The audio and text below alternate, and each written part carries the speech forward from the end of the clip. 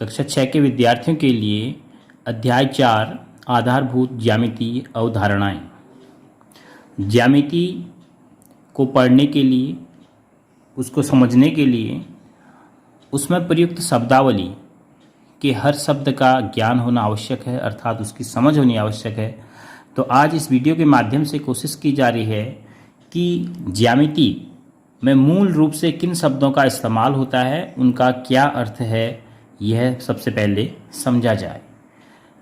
तो पहला शब्द है बिंदु। बिंदु का आप एहसास कर सकते हैं कि अपनी पेंसिल की नोक से, जैसे पेंसिल है तो इसकी नोक से अगर आप कागज़ में पेंसिल की नोक रखें तो जो ये आकृति बन रही है, या फिर जो पेन है इसकी नोक से जो आकृति बनेगी, जब भी आप प्रकार का यूज करते हैं, प्रकार की जो आपकी नोक है, इससे जो आकृति बनती है कागज़ में, इस छोटी सी आकृति को आप बिंदु कहेंगे। अर्थात बिंदु बहुत ही नुकीली छोटी सी आकृति होगी जो बहुत कम स्थान, ना के बराबर स्थान घेरेगी।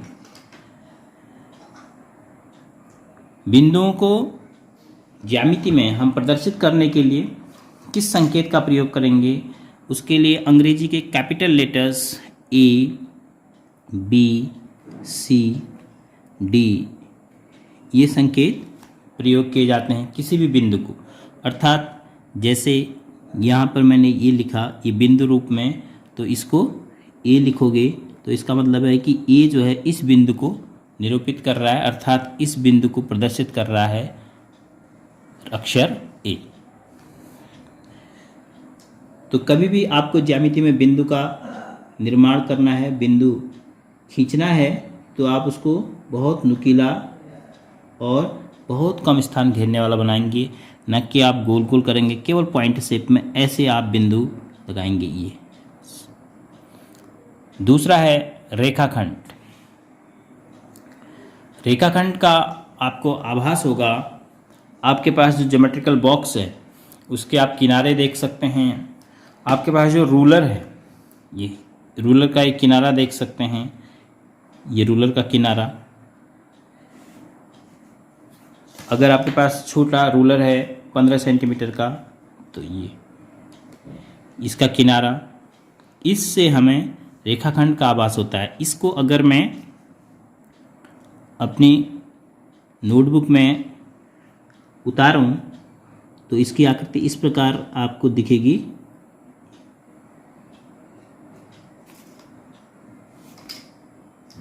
तो यह है किसकी आकृति है? एक रेखाखंड की। अब यह यहाँ पर स्पष्ट होना जरूरी है कि रेखाखंड जो है इसकी लंबाई निश्चित है, मतलब फिक्स है, जैसे 15 सेंटीमीटर का है। तो रेखाखंड के दो अंत बिंदु होते हैं, इसलिए उसकी लंबाई निश्चित होती है कि बिंदु A से बिंदु B। देखो अभी हमने बिंदु पढ़ा, अब हम बिंदु का इस्तेमाल करने भी लग गए। तो इसलिए ये ज्यामिति के लिए ऐसे आधारभूत शब्द हैं जिनकी जानकारी अति आवश्यक है ज्यामिति में आगे बढ़ने से पहले। तो बिंदु A से बिंदु B तक की जो दूरी है ये निश्चित है, इसलिए हम कहते हैं रेखाखंड की लंबाई निश्चित होती है। और रेखाखंड के दो अंत बिंदु होते हैं। कितने अंत बिंदु? दो अंत बिंदु। कहाँ से कहाँ तक ये पता होगा, अंत बिंदु दो होंगे रेखाखंड। अब इसको कैसे हम संकेत रूप में लिखेंगे? जैसे रेखाखंड AB लिखना है तो हम लिखेंगे AB के ऊपर एक क्षैतिज रेखा छोटी सी, तो ये रेखाखंड AB प्रदर्शित करेगा। तो इन शब्दों को संकेत रूप में क्या लिखते हैं यह भी पता होना चाहिए। अब रेखाखंड AB लिख रहे हैं क्योंकि इसके दो अंत बिंदु हैं, A और B। अब यदि रेखाखंड को, किसी भी रेखाखंड को हम दोनों ओर, जैसे हम एक रेखाखंड की आकृति बनाते हैं,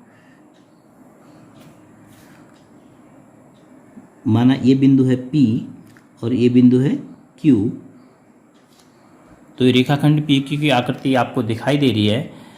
यदि इस रेखाखंड को दोनों तरफ हम बढ़ा दें, दोनों तरफ कहने का मतलब दोनों अंतबिंदुओं को बढ़ा दें, पी को इस तरफ, क्योंकि पी को इस तरफ को बढ़ाएंगे, और क्यू को इस तरफ सीधे ऐसे, और इसका कोई अंतबिंदु न हो, मतलब कहाँ तक बढ़ाएं उसका कोई निश्चय नहीं है कि हम पी को कहाँ तक बढ़ा रहे हैं, बढ़ाते जा रहे हैं, ऐसे ही क्यू को भी सीधे बढ़ाते जा रहे हैं। तो हम इसमें तीर लगा देते हैं। तीर लगाने का मतलब हम इसको बढ़ाते जा रहे हैं, कोई अंतबिंदु नहीं है। तो अब इस पूरी आकृति को आप एक रेखा कहेंगे।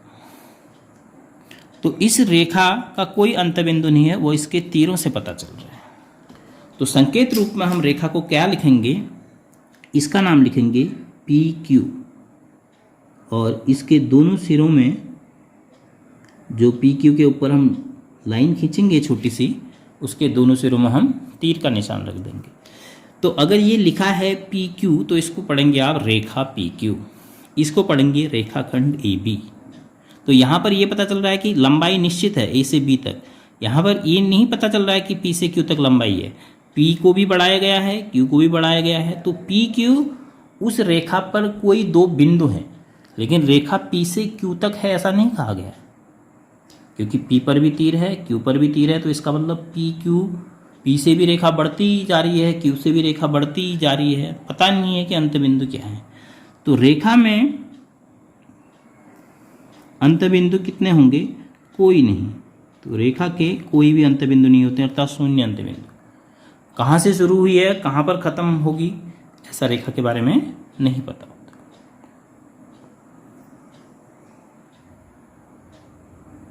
अब अगला है किरण।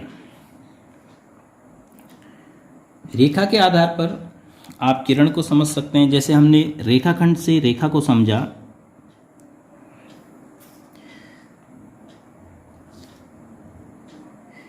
ये है बिंदु ए और ये है बिंदु बी। अभी देखो इस ए बी में आपको कहीं पर भी तीर नहीं दिख रहे हैं, न ए बिंदु में न बी बिंदु में। तो हम इसे कहेंगे यह है रेखाखंड ए बी। अब मैंने इससे पहले आपसे कहा था कि ए को भी हम बढ़ाएं, बी को भी बढ़ाएं, तब हम एक रेखा प्राप्त करते हैं इसी रेखाखंड से। लेकिन यदि मैं बी को तो बढ़ाता हूं, बी को तो मैं इधर की ओर बढ़ा रहा हूं, इस तीर से पता चल रहा है कि हम बी को बढ़ाते जा रहे हैं बिना किसी अंतबिंदु के बारे में सोचे हुए, और ए को हमने नहीं बढ़ाया। तो अब यह आकृति क्या है, इसका एक अंतबिंदु तो है ए से शुरू हुई है, लेकिन कहाँ तक जाएगी दूसरा अंतबिंदु नहीं पता है। तो ऐसी आकृति को हम कहेंगे किरण। तो रेखा और किरण में कितना अंतर है, रेखा दोनों तरफ अनिश्चित रूप से बढ़ाई जाएगी, लेकिन किरण एक ही और अनिश्चित रूप से बढ़ेगी, और उसका एक शुरुआती बिंदु, एक अंतबिंदु हमें पता होगा। तो किरण का हमें अंतबिंदु कितने पता होंगे, अंतबिंदु होगा इसका एक,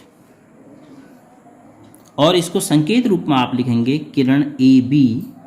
तो देखो ए बी अब कहाँ से कहाँ की ओर, ए से बी की ओर बढ़ रही है, तो बी की तरफ आप तीर लगाएंगे और ए की तरफ छोड़ देंगे। तो कहीं पर भी ये लिखा है संकेत, तो इसका मतलब यह क्या है, किरण ए बी है। इसको पढ़ा जाएगा किरण ए बी। प्रतिच्छेदी रेखाएं। प्रतिच्छेदन का मतलब होता है काटना। जब दो रेखाएं एक दूसरे को काटती हैं, क्योंकि अब रेखाएं तो आप बहुत सारी खींच सकते हैं, आप समझ रहे होंगे। तो एक रेखा आपने ये खींची माना,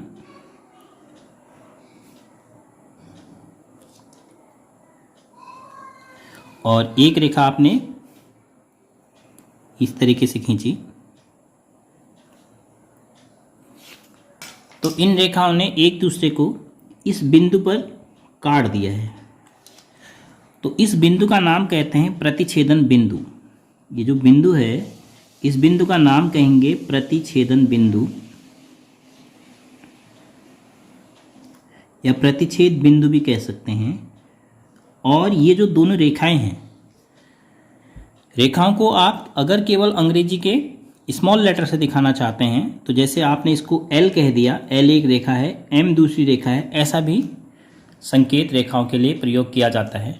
तो एल और एम रेखाओं ने एक दूसरे को इस बिंदु पर प्रतिच्छेद किया हुआ है, काटा हुआ है, तो इसलिए एल और एम जो है प्रतिच्छेदी रेखाएं। तो इस प्रकार की रेखाएं आप अपने परिवेश में प्राप्त कर सकते हैं। घर में आप जब दीवारों के किनारे हैं, जहाँ पर दीवारें मिलती हैं, वहाँ पर आप इस प्रकार की रेखाएं प्राप्त कर सकते हैं। आपके कॉपी में एक ऐसी खड़ी लाइन होती है और बाकी ऐसी लाइनें होती हैं, तो इस प्रकार से आप वहाँ पर भी किस टाइप की आपकी जब आप कॉपी में लिखेंगे तो बाईं ओर इस टाइप का ये हाशिया छोड़ा जाता है। फिर इस प्रकार की रेखाएं होती हैं जिसमें आप लिखते हैं कॉपी में, ये इस प्रकार की रेखाएं आपको मिलती हैं। तो जो ये रेखाएं हैं,